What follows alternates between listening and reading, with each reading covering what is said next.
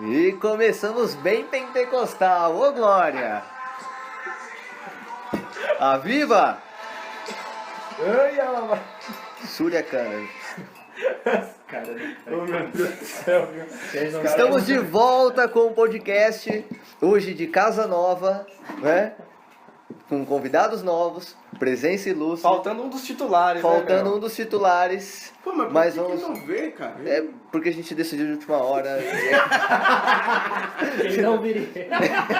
Sendo bem sincero, pois é. Compõe a mesa aqui, à minha esquerda, Henrique de Castro, junto com... Railson Araújo, nosso William convidado. Santos. Seminarista Alan Santos. É, o seminarista Maravilha, moleque! da Arquidiocese de São Paulo. Diocese é nós. E aqui, Emerson Almeida. Emerson Almeida, Nenê. Vulgo Nenê. Vulgo, né? patrocínio Dei Verbo. Patrocínio Dei Verbo.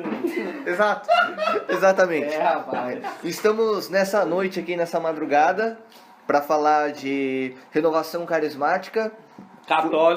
Católica, é importante falar. Aproveitando o ENF aí que acontece nesse final de semana em Aparecida. Estamos em comunhão, tá? Isso, e nós vamos falar de renovação. E é isso aí. Mano, como é que é aí? Como é que a gente vai Vamos começar como surgiu a renovação. A gente vai tentar abordar aí um pouco do histórico, abordar um pouco a questão... o que a igreja diz, o que a igreja não diz, oração em língua, quando é, quando não é, repouso, né? Vamos explorar um pouco O mais esse importante universo. É quando é, quando não é. Exatamente. Bom, acho que o primeiro elemento a gente destacar aqui é uma referência bibliográfica fundamental. Todo cara que se diz carismático tem que ler, ou tem que ter em contato, que é aquele livro A Cruz e o Punhal, que ele serviu como referência, né, naquele primeiro Pentecostes, chamados assim, né, primeiro Pentecostes moderno dentro da Igreja Católica. Só pra gente referenciar bem, o livro A Cruz e o Punhal conta a experiência de um pastor batista, não lembro, um pastor, que ele se sente chamado a trabalhar em recuperação com drogados e descobre que um dos melhores métodos, aliás, o melhor método para recuperar os drogados era a experiência com o Espírito Santo. Inclusive ele cita um padre jesuíta, enfim, uma série de pessoas. Até que alguns jovens se reúnem na faculdade de Duquesne para estudar, né? Para estudar, é uma espécie de seminário, mas bem um seminário mesmo no sentido mais acadêmico mesmo, no sentido de cursilho, e parte do referencial da Cruz e o Punhal. E aí, lá no ano de 1967, eles se reúnem, né, em Pensilvânia, inclusive a Faculdade do Espírito Santo, o nome da faculdade, na Pensilvânia, e eles têm uma primeira experiência com o Espírito Santo do modo como nós conhecemos hoje. Porque é interessante destacar isso, senão a galera fala, o Espírito Santo estava aprisionado até 1967. E isso não pode ser dito de forma alguma, né? Senão é uma grande heresia. E eu não quero levar esse título, e nenhum carismático que se diz católico também tem que prezar por esse título. Mas então essa nova compreensão da manifestação do Espírito Santo se dá lá nos Estados Unidos, e a partir de então ele é, vamos dizer assim, exportado para o mundo católico, chega aqui no Brasil com força, né, com o padre Eduardo Dangert e o padre Haroldo. Grande padre Padre Haroldo, alegria. 97 anos, né? 97. Vai estar amanhã na Diocese de Santo Amaro. Amanhã que é dia? Dia 30 de janeiro. Que povo, de repente, né? Vai que Isso, você ele está vai escutando, estudar, né? Depois... Verdade. Então, dia 29 de fevereiro, que é ano bissexto, 2016. Muito importante salientar. Exato. E aí a renovação ela vai ganhar força porque ela vem bem nesse cenário pós-Vaticano II. Né? É importante falar isso aí, onde nós temos uma abertura maior dentro da igreja para o leigo, né? Então eu gosto sempre de citar isso, que o que era um retiro, o que era uma experiência de oração dentro do catolicismo até o momento ali do Concílio Vaticano II. Você tinha os padres pregando os retiros. Né? Então, por exemplo, o movimento do Cursilho, dos jesuítas, que era o grande movimento que poderia promover retiro para os leigos. Você tinha os padres que tocavam retiros, 3 dias. Então tudo girava ali em torno do clero. Pós-Vaticano II, você tem essa abertura maior para os leigos. O documento Lumen Gentium que chama a atenção, a santidade é para os leigos. Então quem é casado, solteiro, enfim, a vocação de santidade é para todos. E essa ideia de igreja como povo de Deus e não só o clero. Então o povo de Deus é a igreja, faz a igreja. Então o leigo tem o dever de participar, sim, né? E então você tem esse grande salto. Então, ele surge como um dos movimentos, acho que também é interessante a gente destacar isso, que possibilita esse protagonismo dos leigos, né? Dos fiéis que não são clérigos. Por que eu digo um dos movimentos? Porque há outros, né? Há Opus Dei, Focolares, né? A própria Comunhão e Libertação, a própria Teologia da Libertação, no período em que ela foi bem atuante na igreja e aceita pelos bispos de modo geral, esses movimentos no Brasil vieram com força. Vieram com força. É bom salientar isso também. Né? E fomentaram essa liderança laica, vamos dizer assim, né? Laica no sentido mesmo religioso de leigos engajados. E não é algo só exclusivo da renovação, né? Embora a renovação, no Brasil pelo menos, ela assume uma característica muito marcante de igreja. Pelo menos aqui, Sudeste, Centro-Oeste, até no Sul, ela é bem forte, né? No Nordeste e Norte, a gente já tem umas outras influências pastorais. Mas aqui Sul, Sudeste e Centro-Oeste, a renovação carismática ela é meio que característica predominante do apostolado leigo. Né? Acho que algo que é importante falar para quem vai estar escutando depois é essa diferença. O que é comunidade, o que é movimento. Então explicar o que é pastoral. Então a renovação é um movimento. Então alguém na mesa fique à vontade para falar dessas características. Vamos no seminarista, né? O que é uma comunidade, o que é pastoral. O movimento é aquilo que a igreja observa, né, através dos bispos, né, como um acontecimento, né, na igreja e através dos bispos, né, é observado, né, e conforme passa-se um tempo, né, a igreja orienta, né, de certa forma, para acolher esse movimento, né. O próprio Papa João Paulo II ele diz, né, essa corrente de graça, né, dentro da igreja, né. Então o movimento seria mais nesse sentido, né, um movimento eclesial. Né? Uma característica nova, assim, né, uma atividade, como é que é? Não, vai embora. É que o povo aqui... Eu ia passar a palavra pro Emerson. Tem os bastidores, vai lá. Tem a caneta mágica do Railson, que direciona a palavra, e eu acho que eu cortei uma coisa. Não, vai embora. A gente pega no caminho. Enquanto o William traz o café pra nós aqui. E que café, mano. Que café. Da hora, hein? Parabéns. Muito bom. É o movimento do café. O movimento do café é boa. E, não, é interessante falar também de comunidade, que elas nascem a partir da renovação.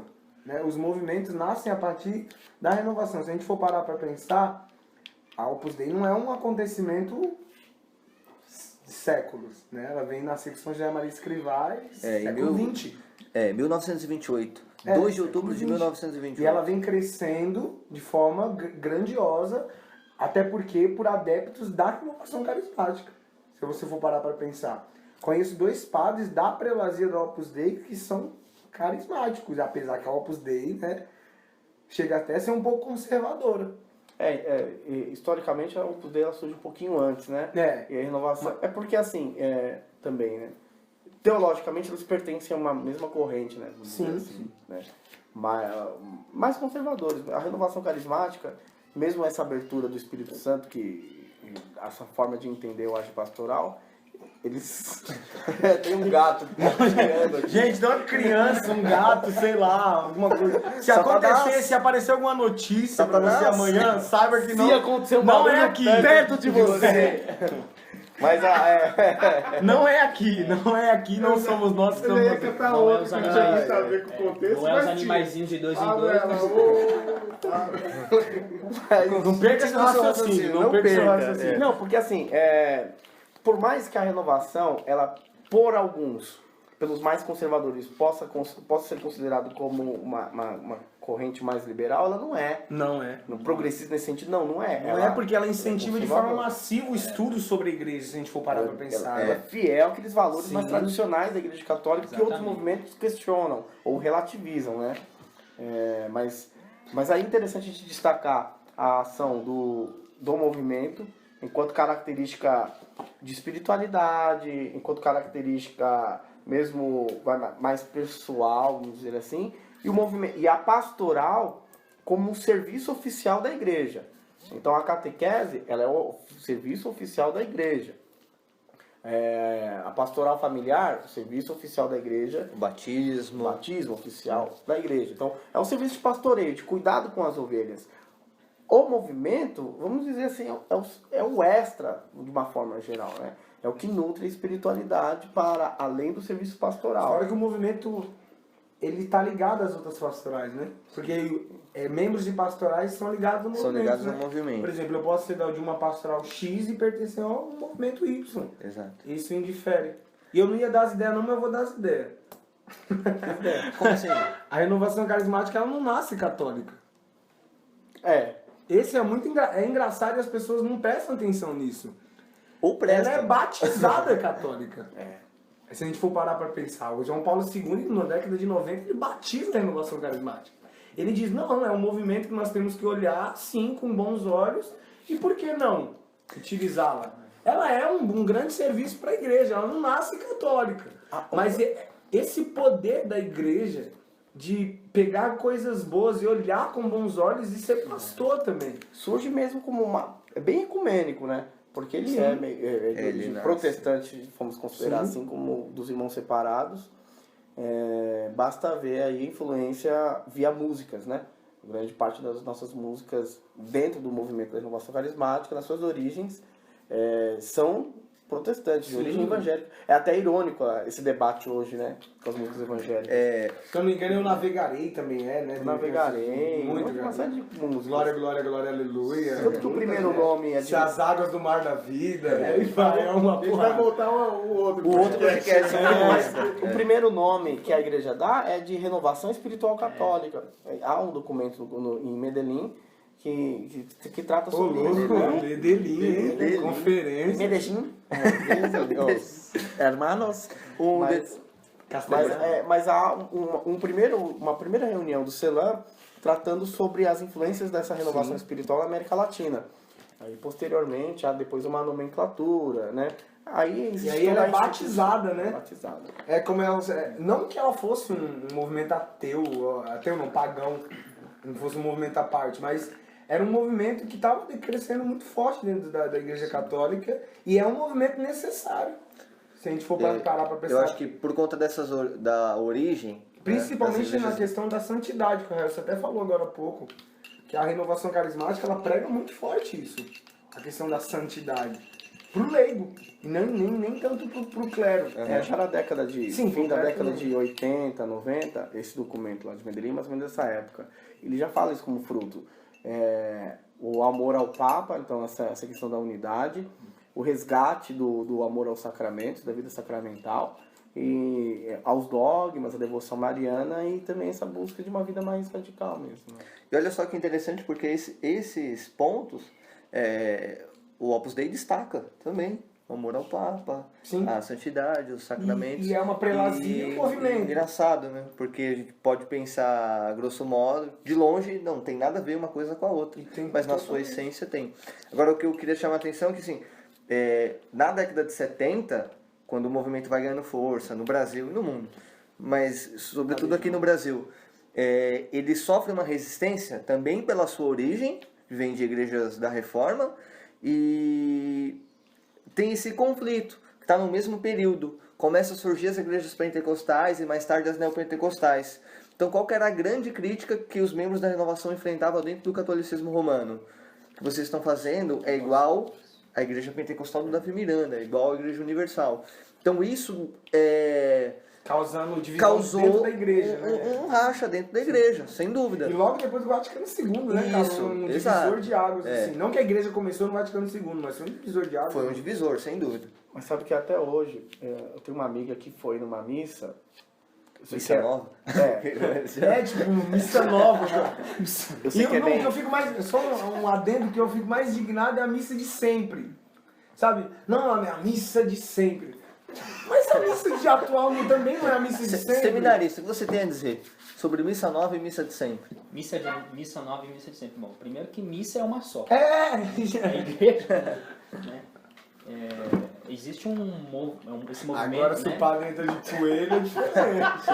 E se entra com Vamos com a palavra seminarista. Ser reflexivo. Não, existe um movimento assim, dentro da igreja, a gente percebe, né? Os bispos também estão bem atentos a isso, tenta voltar, trazendo algumas coisas, eu sei que o termo parece meio estranho, antigas, né? Mas que, de certa forma, também algumas foram esquecidas e têm a sua importância também hoje, né? Agora, tem um certo perigo aí, né? De alguns, por exemplo, que tratam, desvalorizam uma missa nova, né?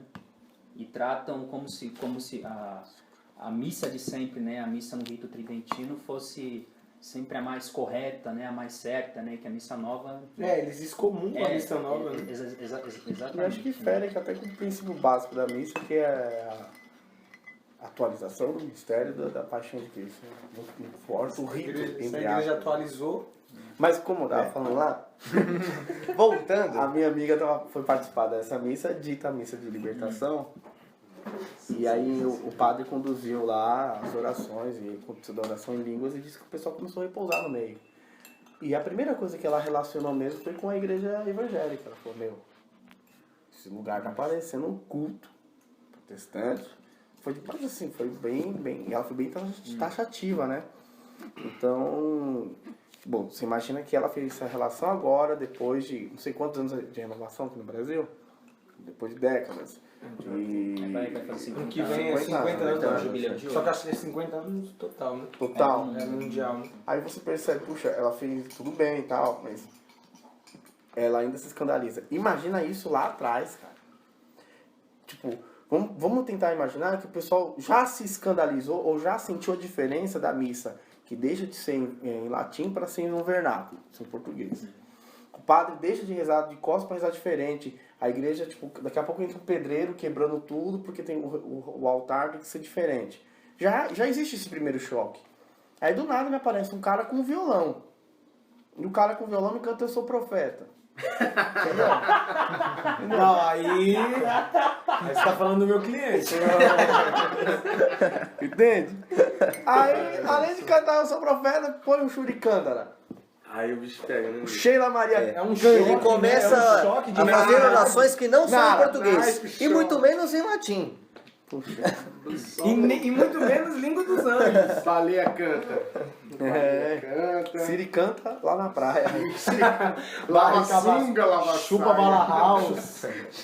Chinela Raider. Chinela Raider é nova.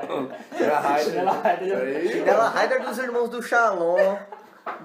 Com os braços erguidos. Então você imagina que acho que esse choque seria absolutamente normal, né? Mas assim, né? Oração em línguas, o que é isso aí, cara? Porque é uma das características fundamentais dentro do movimento da renovação E carismática. nos primórdios foram assim, né? E eu acho que é o que mais escandaliza. Muito. Realmente é um grande ponto de discussão. Né? E você vai em muitas coisas. Tem gente que vai na Bíblia, tem gente que não vai na Bíblia, tem gente que fala Eu que não sei se- são alocuções, tem gente que fala que não é. Que é uma existe, coisa, que né? não existe. Isso. Que é forçado. Que é uma... A nova é tipo, que são... Nossa, gente, alguma... O pessoal fala que é tipo, não, isso aí é problema psicológico. Você que fez o parapsicologia, que o Padre Quevedo tem. Nem falar que Não existe. Primeiro que lá tem um ponto lá que fala só da renovação e macetam a renovação. Eita, nossa. Pra começar, eles não acreditam em ação do demônio na Terra. Então já viu. Então vamos ao próximo ponto, pra não falar mal. Não existe. Não existe. Não existe. Né? Mas enfim, a bibliografia deles lá, quando eles falam da renovação, é muito antiga, lá década de 80, 90. Então, é o que o Henrique tava falando. Vem nesse período, né? Se você pegar, como que Que é você um pode choque. julgar E também vamos pensar algo que assim, está E a começando? renovação já caminhou o mundo. e também vamos pensar o seguinte, tá ó. num patamar bem... A gente tem que fazer uma outra análise. Os primeiros, os pioneiros da renovação, vamos pegar a nível de Brasil. Os caras não eram nem letrados, não Exatamente. tinham nem... Era um povo simples, não tinham nem formado assim no ensino médio. Então eles não tinham... Era um povo simples para um povo simples. Para um né? povo simples. Então não tinham capacidade de fazer uma reflexão teológica. Hoje você tem padres, hoje você tem teólogos, hoje você tem uma capacidade de dialogar com o padre Quevedo da vida e com outros teólogos. Então, Fora claro, que esses pioneiros, hoje eles conseguem dialogar com você e falar, não, a gente estava errado naquela época, hoje a gente é bem mais. então eles tinham a espiritualidade, tinham a profecia, né, no sentido, tinham carisma, mas não tinha intelectualidade e de uma certa forma, transcendendo a história, assim, era o que o Espírito precisava na época, sabe? Desse Exatamente. povo simples que se entregava, porque não é bem isso. E as coisas Simples falando aconteciam. para simples, né? E bem na época de Jesus, pescadores falando para povo simples, né? A fraqueza falando contra os sábios. Mas E- como falar para um povo simples falando xiricanta? Essa que é a pergunta, né? Lenha na fogueira. Não, mas essa é a pergunta por quê? Porque era o povo que o povo pensava. E é o que a menina pensou. A amiga do Henrique, pô. Mas também tem aquela... esse povo simples é um povo que experimentava, né? Sobretudo, quem é Deus? A gente dispensa os conceitos mais racionais e parte para a experiência. E quando a renovação chega, para esse povo simples, o que eles queriam? A experiência. Aí vai bem de acordo Né? com o que o Blank escreve, né? Naquele livro Quem Afinal é Deus. Quem afinal é Deus? A catequese tradicional trabalha com conceitos. Deus é o Deus absoluto, criador do céu e da o terra. Senhor, né, o pastor. Isso aí formou a galera intelectualmente. Mas aí, quem é Deus? Não Com a pode ser mais Experiência, né? É bem dizer que vocês falavam, né? Que a fé nasce do encontro. Isso, Existia um encontro. Às exatamente. vezes era só um intelecto. Era uma espécie de Tinder, né? Então. Nossa, pior analogia do mundo. Nossa, velho. Edita isso aí, cara. Por favor. Mas, puxa, A gente tá falando Vamos lá, das então, três mas línguas, vamos né? lá pra Isso é uma essa língua, questão vai. interessante aí, Tá por essa porque... língua, você tem assim, né? Eu vejo que alguns coordenadores da Universidade da Nação, eles comentam assim que às vezes o pessoal querer tomar o lugar do grupo na missa, né? Que hoje acho que isso para muitos carismáticos é bem claro. A missa é uma coisa, o grupo de oração é outra. Mas Então, para outros não. Então, né? Mas conforme a maturidade eclesial vai crescendo, a gente vai tomando ciência disso, né? Porque quando, digamos que a missa vai tomando lugar do grupo, o que fica vazio é o grupo de oração, né? Isso é a causa porque tantos grupos de oração hoje estão vazios, por causa que você vai transferindo uma coisa que não é para sabe o que outra. eu percebo, assim? Eu já comentei isso com o William, vocês comentei isso com o Railson uma vez.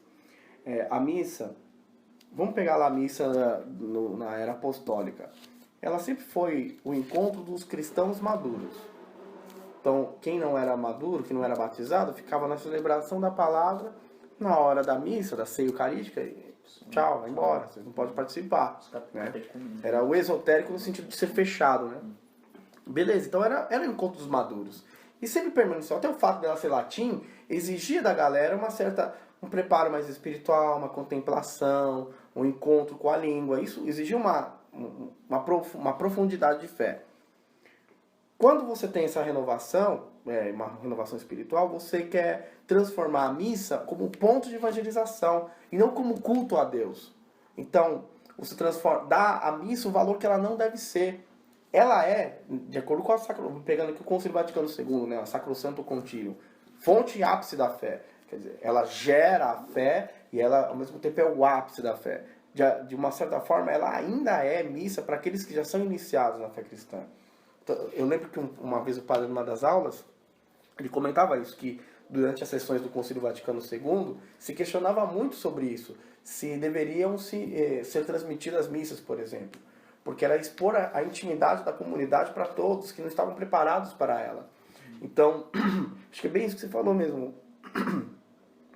Você transforma a missa num grupo de oração, transforma a missa num produto, é válido pensando no ponto de vista do fenômeno religioso, porque aí você chama atenção, as pessoas são despertadas na fé, Só que de uma certa forma você compromete o ritual, vamos dizer assim, a riqueza litúrgica em si, né? Puxa. A guarda da fé até, né? E aí o que acontece? As pessoas acabam. Aí o que acaba acontecendo é isso. A missa do padre tal. Então deixa de ser a missa de todos os tempos, ou a missa de ser missa. Para ser a missa do padre. Aí acabou. E quando não é a missa do padre, né? Acabou. E aí vai fazendo aquela ligação. Em publicidade a gente aprende, né? Faz a ligação, né? Eu liguei a marca, né? Por exemplo, você olha um M grande, você sempre vai ver um M grande amarelo e vermelho, é o McDonald's. Você ligou a marca. E aí você vai ver lá no Facebook, ou em qualquer outro lugar, missa com tal, você vai ver aquele padre, já sabe que vai ter. Vai ter poder. Poder. Fogo. E aí vem a missa do fogo, né? E aí o grupo de oração, ele deixa de ser grupo de oração. Aí isso que realmente acontece, porque aí qual que é o espaço do grupo de oração? Porque o espaço do grupo de oração, de acordo com a própria compreensão interna da renovação carismática, deve ser o momento do anúncio de Jesus Cristo por meio da ação do Espírito Santo, que promova o encontro, que na expressão, né, que é polêmica até, que promova o encontro no batismo no Espírito Santo, né, a infusão do Espírito Santo. Se o cara quer transferir isso para a missa, acabou o grupo de oração. Aí, E para que grupo de oração? para que o grupo de oração? Então, tem dois momentos aqui. Porque realmente, onde acontece, por exemplo, usando os termos, essa metanoia, né? A mudança de mentalidade, o ligma é tudo no culto de oração, não é na missa. A missa também auxilia também a transmissão do evangelho, né?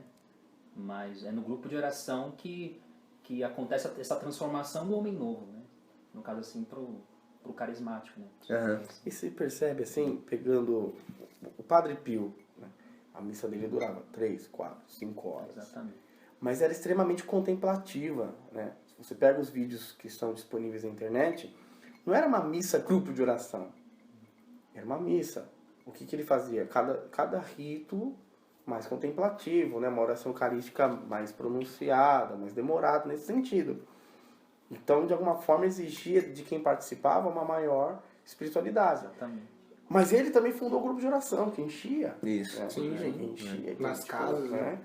Então, eu acredito que a galera que lidera, né? E a gente que se identifica com a espiritualidade do movimento, a gente precisa ter muito claro isso. Até porque para a gente também não prejudicar a comunhão dentro da paróquia. Né? A gente acaba dividindo, na verdade, né? A missa carismática, a missa de libertação, a missa tradicional. A gente acaba dando nomes que depois isso acaba se virando tiro no próprio pé. E aí, por exemplo, aí a oração em línguas, ela também acaba sendo, deixando de ser uma característica do movimento, uma expressão do Espírito Santo que deveria gerar unidade, para ser um elemento divisor. Então, os que oram em línguas, os que não oram. Né? Então, a missa dos que oram em línguas, são avivados e são avivados, fervorosos e não são. Né? Porque o que, de acordo, né, com essa interpretação da renovação carismática que a gente tem, o que é a oração em línguas? A oração em línguas é essa expressão do Espírito Santo, né? O Raio está falando aqui que a gente tem um tempo, né? Quase. Que mostra as plaquinhas lá nos programas lá? Eu não sei. Não é a Juju? É a Juju. Continue. Não, esse programa... Mas o que é a oração, né? A oração em línguas. Aí pegando o documento 53 da da CNBB. renovação carismática. Desculpa, Mas da CNBB. Da CNBB, isso. Que define a oração em línguas como uma expressão, né, do coração que vai ao coração de Deus. Mas antes de entrar no documento, seria interessante tratar das passagens bíblicas que muitas vezes se usam para explicar o carisma. Então nós temos Atos 2, a experiência de Pentecostes, se bem que há um discurso teológico sobre. Alguns vão defender que foi uma oração em línguas, outros não, que entenderam na sua língua. Tem aí os nomes, né? Xenoglacia, glossolalia, enfim. Né? E nós temos Paulo falando dos carismas na carta aos Coríntios. E há uma outra passagem que eu particularmente gosto mais dela, que é de Romanos 8, 26. Dos gemidos inefáveis. Essa também é utilizada bastante. Eu prefiro essa, mais do que a dos Atos e mais do que a de Coríntios. A Acho que do se expressa Atos, mais, né? a do Atos dos Apóstolos, alguns teólogos explicam que falavam de diversas línguas e entendiam na mesma, representando que o Espírito Santo traz unidade para a igreja. E eu em acho contraposição a Babel. isso. A Babel, que é a confusão, das línguas. E ali é a união. Então, o E ali a Espírito Santo diversidade de une. línguas provocou unidade. Em Babel, a diversidade de línguas que dividiu. Isso. Bom, fato é que o carisma está presente, sobretudo nos escritos paulinos, estão em Romanos e na carta aos Coríntios.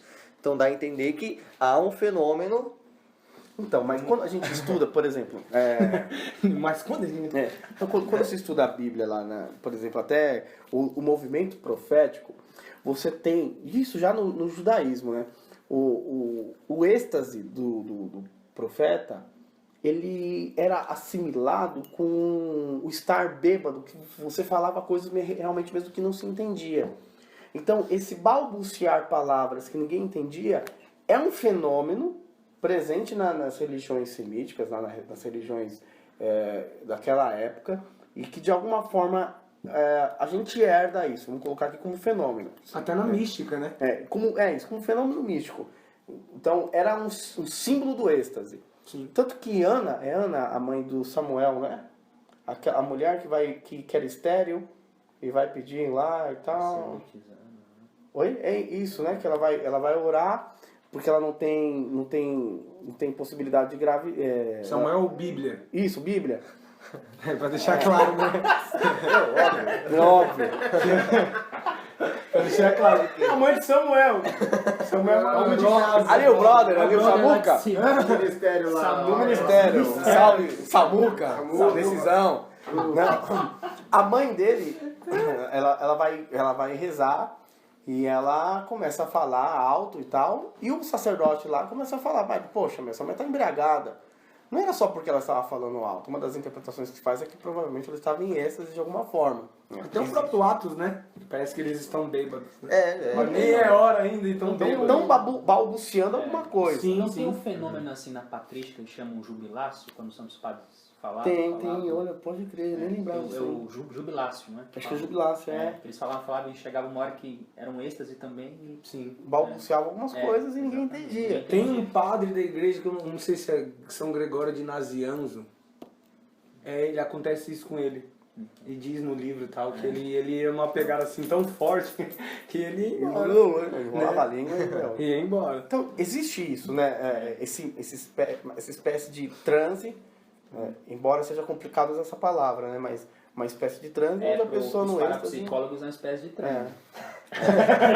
Eu tô lembrando que eles marretaram. Isso existe, explico. Mas então, existe enquanto fenômeno. Porque assim, tô fazendo uma análise enquanto fenômeno. O fenômeno externo, né? Olhado externamente, isso existe, de alguma forma. E Atos dos Apóstolos, e aí vamos lá, a renovação carismática manifesta isso também. Agora, a compreensão de dentro, a reflexão teológica a partir disso é que esta é uma manifestação do Espírito Santo, né? Onde o indivíduo não é possuído no sentido de transe. Né? O indivíduo ele é consciente, ele permanece Existe uma consciente. ação humana, né? Existe um controle humano daquilo, né? Você começa quando quer. Até porque quando existe uma ministração, a gente pode, né? Vai diminuindo o volume da sua voz, vai diminuindo a oração e o pessoal... Nesse caso, quando há uma ministração, quando a pessoa começa, você não sabe orar em línguas, então vai repetindo comigo. Aleluia, aleluia, aleluia, aleluia, aleluia. Aí são orientações pastorais. Que aí a gente tem. Mas antes de chegar nessa polêmica, antes de chegar nessa polêmica, é interessante só definir o que é oração em línguas, né? É por isso que eu gosto da definição, lá em Romanos 8, 26, que oração em língua, a expressão de Paulo, gemidos inefáveis, né? São sons que não possuem significados lógicos, né? Formais. Não é o idioma. Então, por isso que não se ensina. Né? Vou sentar aqui e xalala. E dom de línguas, por exemplo, é o que tinha São Francisco Xavier. São Francisco Xavier vai para a Índia em missão, né? E aí ele nunca falou aquele idioma e ele consegue pregar e as pessoas entenderam no seu idioma. Então esse é o dom de línguas. Agora, o carisma de orar em línguas é esse que nós estamos falando, que é o fenômeno da renovação. Fenômeno não deveríamos usar esse termo. Que eu fiquei com o Padre Quevedo na cabeça.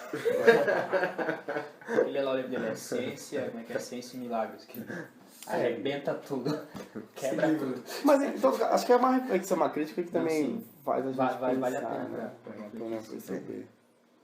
E aí? Tem aquele livro do Cardeal Soanes também que... Nossa, isso é muito bom. Sim, esse é muito bom. Que também ele fala sobre repouso no espírito, ele fala os prós e os contras. Sim. Fica aí a recomendação. Fica aí. Anote aí. Cardeal, esse livro, sim. né? Anote aí. Que não está vivo, tá? Porque né, tem gente que acha que ele está vivo. Aí. Deixar claro, tá? Acompanhando o começo. Ele não está ensinando ninguém por aí a rezar em língua. Deixar claro. Pois é. E aí, Raíssa? Raíssa é o apresentador. E o repouso? E o repouso? Eita glória! E o repouso? Pá! Recação do livro do cardeal. no... Já falou repouso, todo mundo queria entrar. E o repouso? Café tá bom, né, rapaz? Você gosta de uma polêmica, hein, cara? Não, isso é importante Vocês são falar. na fogueira. Tem um que é mais polêmico ainda. Não, A gente chega lá, calma, a gente chega lá. Mas o repouso, o que é o repouso no espírito? Repouso no espírito. O repouso é porque é difícil, cara, você pegar, né? E definir Mas olha, de forma clara que a pessoa possa entender. Dormir? É tipo, agora, você dorme, você sente, você não sente. você é uma tem cura, não é uma experiência cura? do êxtase. Sim. Mais uma vez, do êxtase. Por exemplo, Francisco de Assis. Santa E Teresa, trazer Teresa liberação. d'Ávila. O Padre Pio, na própria bilocação. Tomás de Aquino, Você pra tem quem não alguém sabe, Tomás de Aquino. que cai, você tá lá, contam os freiras que acompanhavam com isso, quando você vê os escritos, e ele falava que eles caíam ali, e tocavam, está aqui, não tá, e ele voltava, e pronto, depois de um tempo voltava. Se a gente for trazer essa analogia para hoje, o repouso seria essa espécie de êxtase. Agora, o que as pessoas experimentam nesse repouso? Muitas sim experimentam cura. Muitas sim experimentam algo que de fato é místico. Agora, não são todas. Sim. É importante. Raíssa deixou. Não, mas é importante salientar isso porque o repouso é uma forma de oração, vamos pôr aqui, né? Grosso modo. Mas você nunca ter repousado não significa que você não é de Deus. não é de Que Deus. você está possesso. Não é carismático, né? Pelo amor de Deus, Nada a cara. ver. Como já. Até se você é carismático, mas você não ora em língua, você é tão carismático quanto nem quem não ora em língua. Uma vez eu fui pregar num grupo e fizeram uma. Só que me fizeram essa pergunta outra vez, né?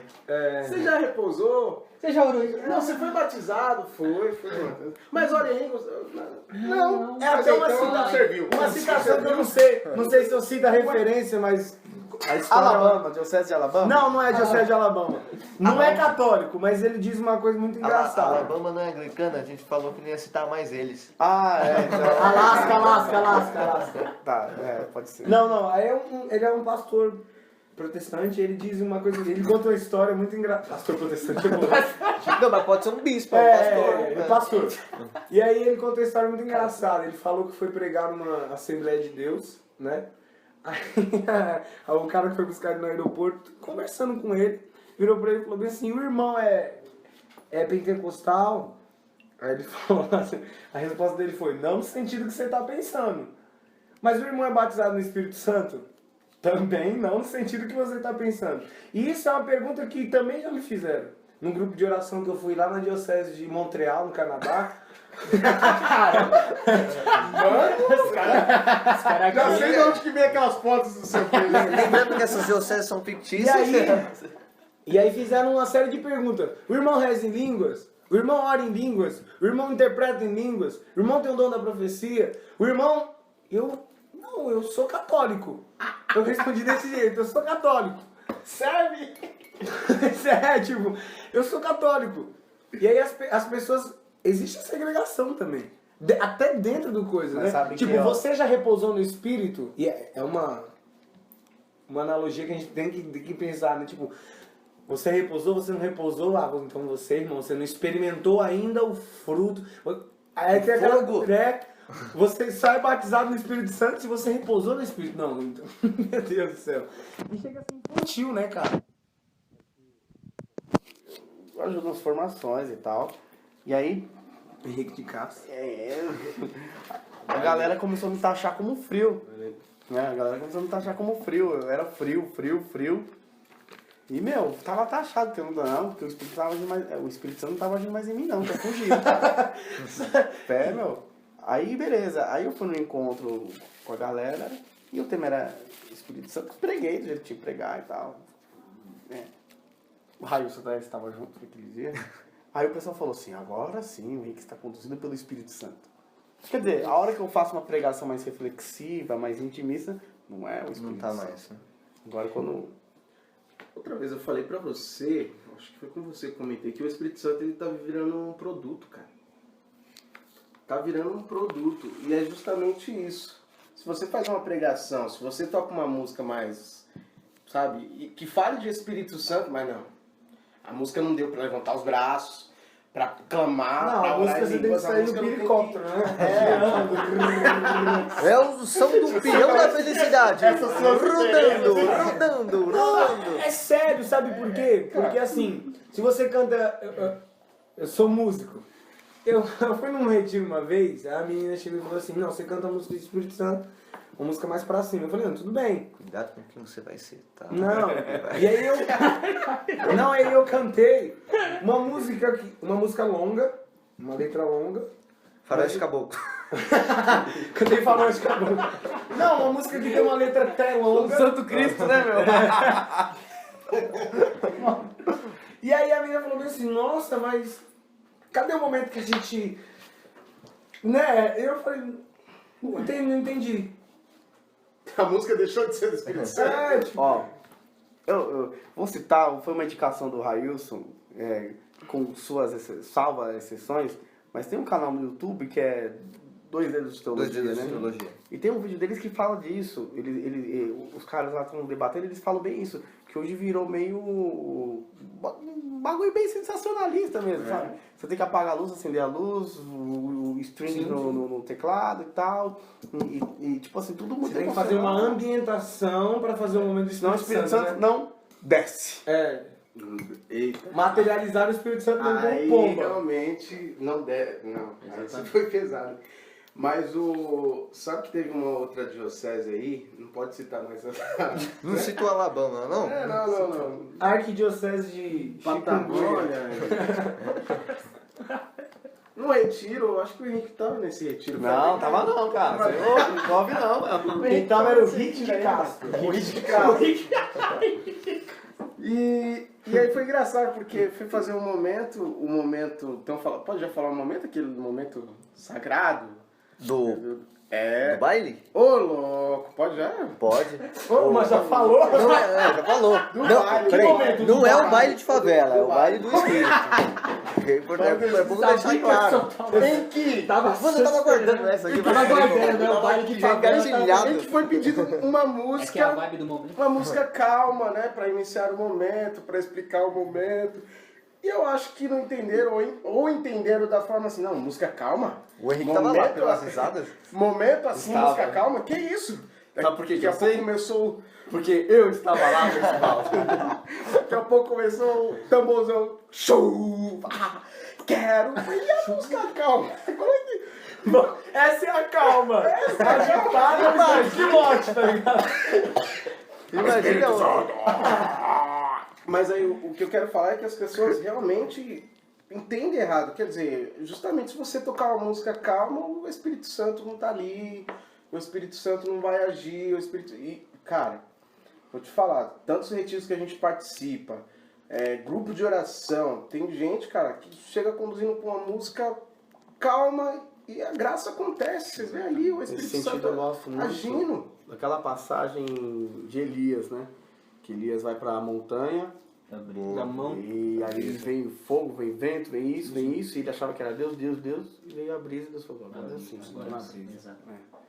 Bonito demais, né, meu? O silêncio de Deus, né? E aí a gente traz pros dias de hoje, né?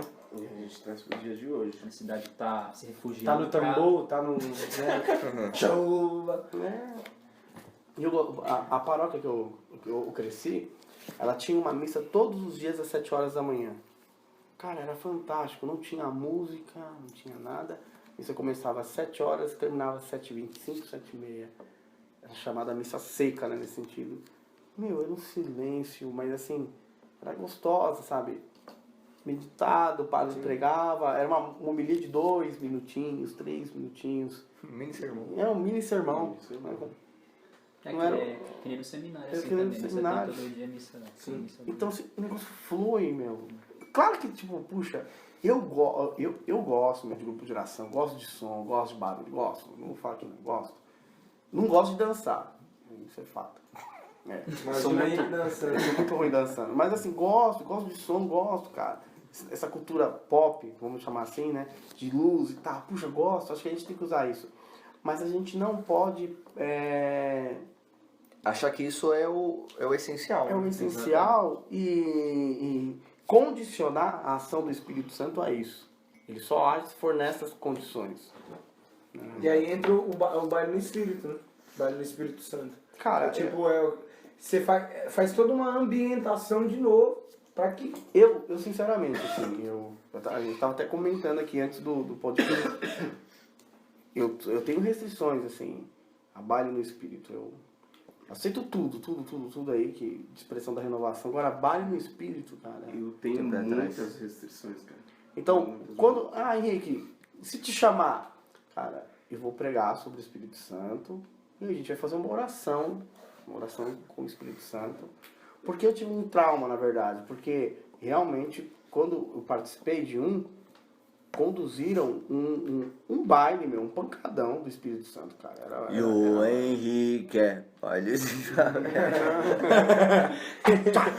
Não, é sério, eu me senti um bobão, cara. Não, foi muito estranho. Foi É horrível, ridículo, cara. foi... Meu, não sei que adjetivo usar, mas, meu, foi ridículo. Minha A minha esposa experiência ridículo. foi tocando. Sabe? Foi engraçado, que eu não sabia. E aí chegaram e falaram assim, qual é o ritmo que a gente vai começar? Ritmo. Como assim? Como assim ritmo? Vai Não, a gente começa...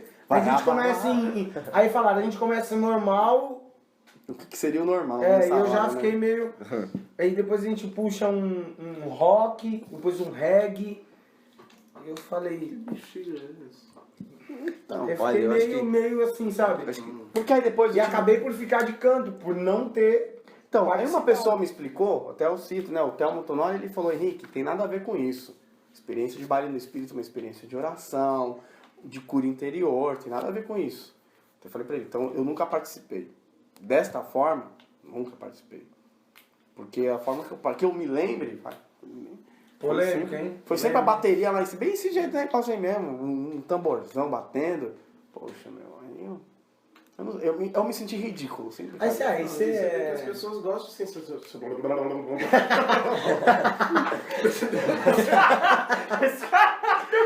Rolar aqui, ó. Tá com uma solarinha de estranha aí, rapaz? As pessoas gostam de candeira. Ô, rapaz, Como representou bem. Siri canta lá na praia. Vocês não viram a cena, ele levantou, começou a sambar. Sensacionalismo! As pessoas gostam disso. E aí. Não gosto não. Porque eu sou pessoa e não gosto. Não, mas. Peraí. Vamos lá. Aí também tem uma outra parte. Por exemplo, a gente falou de quem conduz e tudo mais, quem tá ali, quem tá tocando. Sim, sim. Mas também tem a outra parte do povo que tá experimentando isso aí. O vucu-vucu.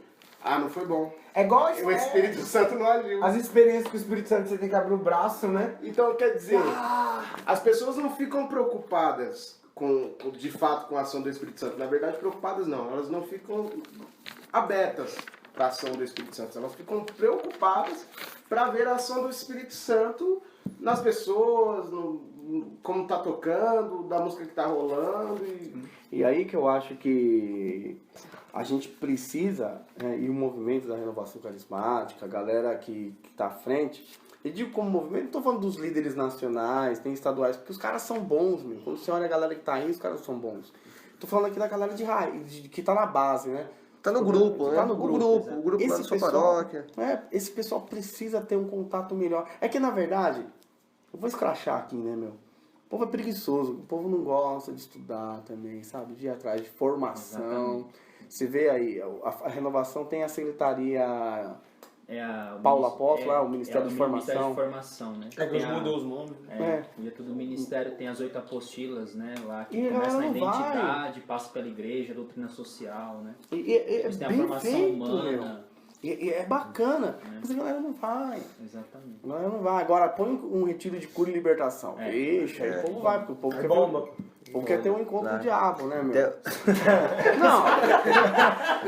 Não, é sério. A própria formação pro Ministério de Pregação acontece a mesma coisa. Os caras querem pregar, mas vem pra formação, não vem. Mesma coisa, quer cantar, mas vem pra formação. Porque assim, o cara tem até um aparato musical legal, mas é diferente cantar no grupo de oração. Você tem que ter contato, primeiro com a identidade. Isso que você falou, a identidade da renovação, puxa, os Saber o que é fundamentos. os carismas, saber o que é um grupo de oração, saber o que é a santidade. É bom? É bom. Oração. Que é o que as apóstolas lá abordam, né? E ó, eu tenho Principalmente oração, né, cara? E oração e santidade. Né? E ó, santidade. eu tô lá com o grupo Nevin e tal, e vem muito músico, assim, vem muito músico. E, desculpa a expressão, mas tem uns caras que peidam lá em cima. Que pega o microfone assim e você percebe que não tem espiritualidade. E o cara canta, tem um aparato musical bacana. Mas a postura de ministro, né, de servo da música, falta um pouco. E eu não tô falando que essa pessoa é ruim, nem que vai pro inferno, não. Mas se o talento dela fosse regado, né, com formação espiritualizada, assim, puxa, meu, a gente ia arrebanhar muita gente. Com qualidade, né? Com qualidade. E é o que, não sei se é falando bem, isso é uma qualidade deles. De você, acho que tá. Da quadrangular, ela tem um segmento bem bacana, né? Que para você ser ministro de louvor lá, é 1 ano de formação. Você fica 1 ano se formando, e não é uma formação musical, é uma formação espiritual. Você fica 1 ano sentado, sabe, aprendendo. Hoje em dia, para você ser, infelizmente, né, qualquer coisa dentro da renovação é uma crítica não para a renovação, mas para as pessoas que se dizem da renovação. Eu quero ser pregador. Simplesmente apareço pregador. Deus me escolheu. Deus me escolheu. Deus me levantou para ser. Aí acaba rolando o que rola, o que a gente sabe que rola. Né? O que acontece. E principalmente, aí que entra a crítica do povo contra a renovação. Que são pessoas que são pessoas que não buscam formação, na verdade. Pessoas que são má informadas e formadas. E acabam trazendo... Aí sim, desculpa cortar, mas... trazem elementos do protestantismo, Sim, do pentecostalismo, sim, fortes. Que nem a tal da unção do choque, gente. Unção dos animais. Que isso? O Raíssa já tomou essa unção do choque, hein, já? Não. Não foi, não? Não. Acho que foi, pô. Aquela da mão? Também rapaz, sim, tomou. é verdade. Não, eu não tomei, eu Sério? tava presente. Foi receber um passe Foi. aí, meu.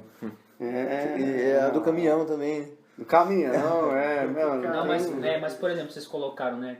Por exemplo, a pessoa já chega, né? Lá no grupo já quer pregar, né? Mas qual seria dentro da renovação, né? Qual seria os caminhos que essa pessoa teria que trilhar, né? Primeiro ela teria que fazer o seminário de dons, experiência de oração, aí tem um aprofundamento de dons, tem depois o seminário de batismo no Espírito Santo, onde é algo mais aprofundado, até teologicamente falando, né? Aí depois disso a pessoa vai para a escola Paulo Apóstolo. Ela faz aquelas 8 apostilas. Depois dessas 8 apostilas, isso aí já dá quase 1 ano ou 2, aí a pessoa vai para o ministério. Aí ela vai discernir se o ministério dela é intercessão, é pregação. E aí dentro do ministério tem a formação do ministério, para depois ela poder pregar. Seria isso. E aqui estão os formadores da Diocese de Campo Limpo, Everson Almeida, Henrique Castro. Ailson Araújo! É que eu sou menos carismático. Né? Ailson menos da unção. Eu tô lá por mistério de Deus. Ou como diz o Henrique, o Railson menos. mano. William Mas Profeta. Eu acho que também já falta um pouco de pastoreio, assim, no pessoal da Igreja Católica. Porque você vê que o pessoal das outras igrejas, assim, pastores, eles falam assim, chega aqui pro cara, se você quer pregar mesmo, então é o seguinte, irmão. Vem comigo. Né? Vem comigo. Exatamente. Você vai seguir esse caminho. Você não vai chegar lá e já pregar, não, você vai seguir esse É caminho. assim, vem pregar, Vem quarta-feira que pregar vem. e tal, não sei o quê. Pô, cara, sinceramente, aí tem que escrachar mesmo, porque se o cara chega pro eu quero pregar, eu fui levantado pra pregar. Meu, Que foi só levantado, né? foi só postar caminho. os caras viram isso aí, então. Porque às vezes você tem que deixar claro pro cara entender. Você foi levantado, você não foi postar Entre caminho. o seu banco e o púlpito existe alguns Existe passos, um caminho, né? É, rapaz. Então falta um pouquinho de pastoreio aí, cara. Falta um pouquinho de pastoreio. Aí o povo também é preguiçoso, não quer estudar. Né? Eu tenho uns amigos da tradição que eles falam, né? Vocês Essa tradição são... é boa, né? Tradição em foco, TFP. Travo de lá do muro de Berlim. Vou lançar uma Pessoal da FSXX lá. Opa! PPO. Marcelo é febre. Daquele lado do PP é o décimo? Concílio Vaticano. Daquele lado do Concílio Vaticano II, né? Daí eles falam, vocês querem pregar, mas não lê o catecismo. Ih, mas os caras estão certos. Os caras estão... Isso é certo. Nessa parte, Essa parte eu vou Na concordar verdade, com ele. mas o problema é que assim, o movimento é grande. O movimento tomou proporções que a gente não imaginava. O pessoal na origem, na década de 60, não imaginava. Então, é o ser humano, né? O Sêneca diz que o que eu posso esperar de um ser humano a não ser a sua humanidade, né? Então tem as suas falhas, não adianta. E aí o que acontece? Todos os grupos, Rapaz. todos os movimentos, Situação doeu, hein? todas as ordens... depois dessa a gente tem que cantar o Zeca Pagodinho. É ser humano! É ser humano! Todas as ordens, elas vão ter as suas falhas, não adianta. E na renovação acontece a mesma coisa, vão ter os seus abusos. Assim como pode ter abusos no movimento Socolares, no Comunhão e Libertação, né? na Teologia da Libertação, claro, sem dúvida. Mexe no cachorro que tá preso. Então vai ter. Agora vai. Então sempre vai ter problemas. Então dentro da renovação tem muitos. O problema é que, assim como na Teologia da Libertação, as pessoas aderiram a essa bandeira de tal forma, assim, ideológica, acho que eu posso usar esse termo. Então eu sou do lado de cá, então eu sou contra a Teologia da Libertação em ponto final. Mas não foi a fundo investigar o que é. Tem aspectos positivos, claro que tem. E o movimento contrário acontece. Eu sou contra a renovação em ponto final. E tem os aspectos positivos, claro que tem. Principalmente para a igreja no Brasil. Os grandes trabalhos assim, feitos na igreja do Brasil foram por conta do movimento da renovação carismática. O padre Marcelo Rossi, olha o alcance que o padre Marcelo tem. O alcance que a comunidade Canção Nova tem. O alcance que o Shalom tem. São movimentos carismáticos. E que abraçaram a igreja no Brasil. Alcance de mídia, produção cultural, porque se a gente pegar a produção de livros, estão nas mãos dos carismáticos. Sim. A galera pode até criticar aí sobre ter uma posição em relação aos conteúdos que são produzidos, mas, TV, rádio, livros, e aí blá, blá, blá, blá, blá, tudo aí, a galera que traz, essa galera aí. E um bispo, que eu não lembro agora o nome dele, ele disse que o futuro do Brasil, em questão de espiritualidade e formação, é a renovação carismática. Porque ela está vindo de um crescimento espiritual muito forte. Traz um muito dinamismo, forte. querendo ou não, traz. E é o tempo que faz amadurecer o movimento. Também. A gente pode pega, por exemplo, o TLC. O que era o TLC há 20 anos atrás e o que é o TLC hoje? Coisas diferentes. Entendeu? O que era a renovação na década de 70 é diferente do que é a renovação hoje. Então, é um tempo de amadurecimento. Daqui a 10 anos vai estar mais amadurecido ainda. E querendo ou não, esse detalhe é interessante, o aspecto da mídia social. A renovação, ela tá forte nisso, querendo ou não. Então você tem a Canção Nova, que é uma TV, a Rede Século XXI, tá na TV, tá no rádio, tá na internet. Então tem esse alcance. E hoje, ser igreja está muito além da questão do templo, nós sabemos muito bem. Então esse ponto, onde que a página do Facebook do padre pode chegar, né? A questão do mini sermão, de uma rede social ou outra. Então a renovação, ela tá aí. Então o alcance dela vai ser maior. Então aquilo que a gente cansou de ouvir dentro da igreja, nesse nosso tempo de juventude. Vocês são o futuro da igreja, vocês são o futuro da igreja. Os jovens estão inseridos nesse contexto de mídia social. Eles, como futuro da igreja, vão beber o que de formação da mídia social, já que eles estão inseridos? Da renovação. Então, no futuro, a igreja vai se tornar cada vez mais renovação, vai estar cada vez mais... Aqui um exemplo aqui, né? Alan. Sou fruto de grupo de oração. Olha só. Pô, Então vai não só cada você, vez mais. mas eu não queria ser padre, hein? Deus me uma pegou grande lá. porcentagem, Queria cara. casar, ter muitos filhos. Só. Muitos Aleluia! Agora tem uns irmãos aqui que vai dar conta do recado aí. Os caras já desanimou aqui. Ô, não, eu quero ter 4, mano. 4 filhos. Os bem, moleque. Ô. Você tá doido. Tradição com força aí. Pois é. Nossa, os caras ficaram até desanimados aqui, meu. Vamos ler os documentos aí, ó, do Francisco. Eu quero ter um monte, mano. Aê! Os 11. Aí, boa. Né, amor? Maiara responde. Maiara responde depois.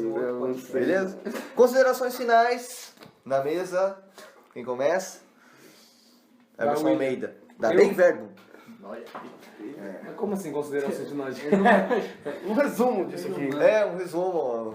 Eu resumo tudo isso naquilo que eu já disse há um pouco tempo atrás, que o futuro da igreja é a renovação. Então você que está escutando o podcast, é importante que você preste bastante atenção nisso. Que daqui a um tempo, e já está acontecendo, o carisma está sendo muito forte. Não implantado, né? Mas seguido por mais pessoas. Né? O Raio até brinca, eu não sou tão carismático assim. Mas ele está inserido dentro dessa realidade. Né? O Fox, que é o Alan, que é seminarista, que é fruto de grupo de oração. Então daqui a 10, 20 anos, não que a gente vai ter mais padres carismáticos, não é isso. Mas a gente vai ter mais padres que vieram da renovação carismática. Então acho que a gente precisa prestar atenção nisso, e olhar com mais carinho, e olhar com mais atenção, e beber dessa fonte, que é uma fonte de graça, uma fonte de Deus. Seminarista Alan, da Arquidiocese de São Paulo. Eu penso que 2 palavras assim, unidade e fraternidade, né? Na própria renovação tem um ministério chamado Renasce, né? Que é para os seminaristas, né? E nós temos retiros estaduais no meio do ano e no começo do ano tem o nacional. E lá, o que a gente ouve? Que a própria renovação quer formar padres para a igreja, não para o movimento em si. Né? Então acho que é muito importante assim, não só o seminarista, mas os leigos em geral, a gente crescer nessa unidade, né? Também com os outros movimentos, né? Em diálogo, né? Para nós podermos compreendermos uns aos outros, né? Ver onde estão os excessos, onde estão os erros, né? E a gente crescer em unidade e fraternidade. William? Bom, a conclusão é que o movimento ele se faz necessário, né, para nós. E já é necessário para nós e não tem como fugir, porque ele está, como o Emerson falou, ele está inserido. E aí, tocando de novo nesse assunto do Raílson, falar não sou tão carismático assim, mas ele está inserido. Ele pode se dizer também um fruto, assim como o Alan aqui presente. Mas assim, que possamos buscar isso, buscar dessa fonte, buscar saber. Hoje tem muita coisa aí, até na internet mesmo. Hoje está muito fácil a informação, né? Mas assim, é bom falar que está fácil a informação, você ter a fonte ali na internet, tudo bem. E você também ter pessoas com quem você converse, que entende do assunto. Porque, assim, às vezes tem pessoas que não sabem interpretar o texto que lê e tudo mais, e já quer sair, sabe? Enfim, mas é bom estudar, é bom saber o que a igreja fala sobre, e é isso aí. Eu termino falando que a igreja é una, santa, católica e apostólica, mas ela não é uniforme. E recordando Paulo, onde ele fala que o Espírito é o mesmo e diversos são os carismas, penso que a renovação é exatamente isso, é um entre muitos carismas. E todos os carismas são importantes para a igreja. Então a renovação é importante para a igreja porque ela é um dos carismas. Você pode não ser um adepto desse carisma, mas é importante reconhecer que ele é um carisma dentro da igreja. Então a comunhão é formada pela diversidade dos carismas. Então que a gente encontre qual é o nosso carisma. Tem gente que gosta de rezar no silêncio do seu quarto. Tem aqueles que gostam de rezar com as mãos erguidas e entoando orações, que não é em português nem em latim, né? Mas é o carisma e a unidade da igreja, e a gente precisa encontrar a beleza nisso tudo. E é isso. Eu quero encerrar retomando aqui uma palavra do Papa Francisco, quando ele faz um discurso aos líderes da renovação carismática em 2014. Há de se notar que o Papa já reconheceu algumas vezes que ele não gostava da renovação, ele achava que era uma escola de samba, né? E aí, neste encontro, o pessoal na consagração, começou a orar em línguas. E é polêmico, né, oração em línguas na missa. E o Papa Francisco mesmo falou, olha, galera, tipo, claro que estou aqui contando do meu jeito, mas olha... Na versão NTLH? Na tradução... Não falou, olha, galera. E ele falava que em Buenos Aires, quando ele era arcebispo lá, ele quando celebrava para a galera da renovação, e tinha mesmo a oração em línguas após a consagração, e até ele agradece o pessoal, ele fala, olha, eu me senti em casa. Mas o que eu quero destacar não é nem isso, o que eu quero destacar é o que ele fala, do perigo que se tem de nós, né? Queremos nos achar donos do Espírito Santo. Então, da renovação, querer se achar dona do Espírito Santo. E aí, no dia 1 de junho, 1º de junho de 2014, ele fala isso, o perigo que existe é de se tornar controladores da graça. Muitas vezes, os responsáveis, ele gosta mais do nome de servidores do grupo, talvez queiram se tornar, sem querer, administradores da graça, querendo decidir quem pode e quem não pode receber a oração de efusão e o batismo no Espírito Santo. E aí ele fala, continua assim, se vocês estão fazendo isso, eu peço para que não façam mais. E ele repete, ele é incisivo, não façam mais. Vocês são dispensadores da graça de Deus, não controladores. Aqui é a versão de português de Portugal. Esses dispensadores é mais no sentido de servidor, né? Então vocês são servidores da graça, não controladores. Não vos comporteis como alfândega do Espírito Santo. Espero que partilheis com todos na igreja a graça do batismo no Espírito Santo. Expressão que se lê nos Atos dos Apóstolos. Então, quero encerrar nesse sentido de que o Espírito Santo não é propriedade, ele é o proprietário, e possamos ser seus servidores. Muito bem. Esse nós vamos subir no YouTube, né? Pode ser. Vamos. Pode. Então, beleza. Então, você que escutou, vai escutar, enfim, deixa aí o seu like, deixa o seu comentário aí, que é importante. Compartilhe isso. Passa o feedback aí, isso não ficou muito claro e tal. Então, é isso aí. A gente conta com a participação de vocês. Beleza? Amém? Agora vamos erguer as mãos aqui, vamos clamar. Aleluia!